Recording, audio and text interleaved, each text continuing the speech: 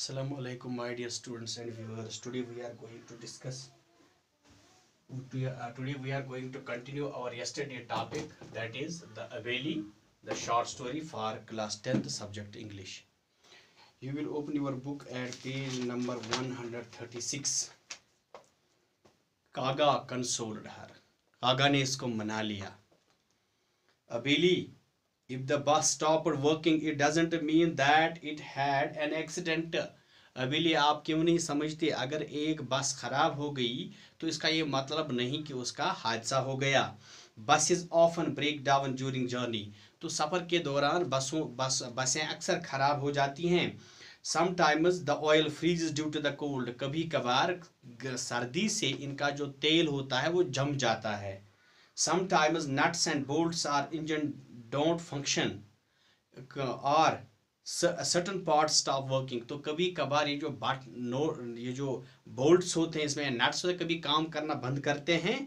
और कभी कोई बस का जो कोई इसका जो आर्गन होता है तो वो कोई हिस्सा काम करना बंद कर देता है. लेकिन इसका मतलब नहीं है कि फिर ये एक एक्सीडेंट हो सकता है.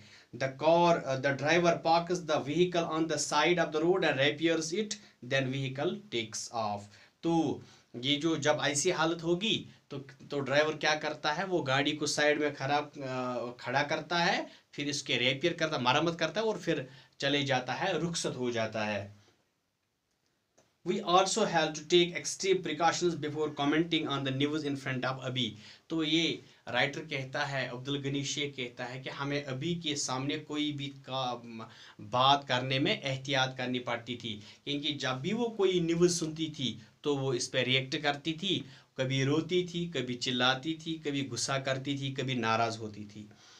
The mention of the Delhi happenings like the rolling of a bus into a ditch at such and such places, the derailing of the rail car, the disappearance of an aeroplane, or the firing of the bullet at some procession or the other was enough to trigger an interminable series of questions.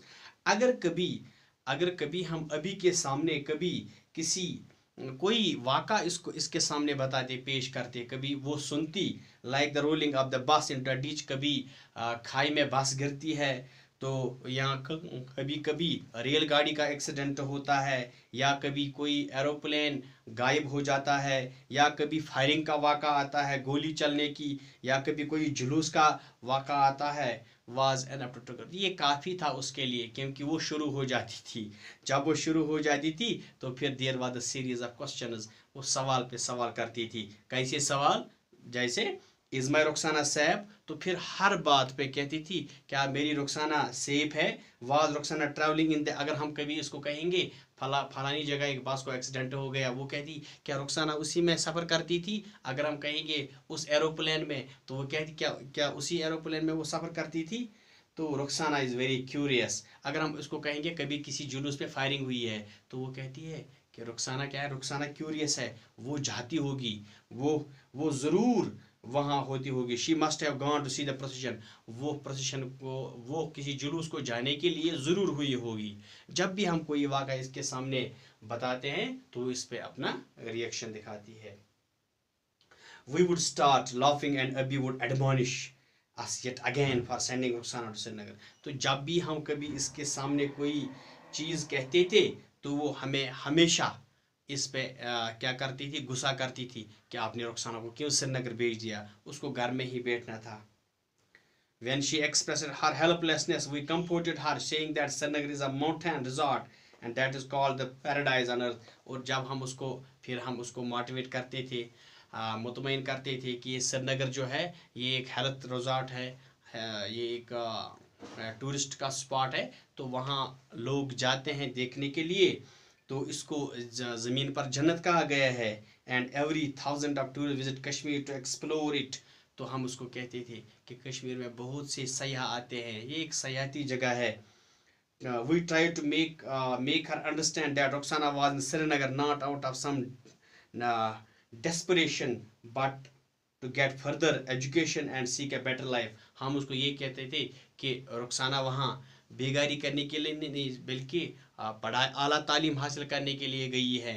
And Srinagar is a very good place. and when we promised that next spring we would take her to Srinagar too, Abi fell silent. और फिर हम आपको कहती थी चलो next Sunday हम आपको श्रीनगर ले जाएंगे, तो वो खामोश हो जाती थी, फिर वो चुपचाप बोलती थी और कुछ नहीं बोलती थी.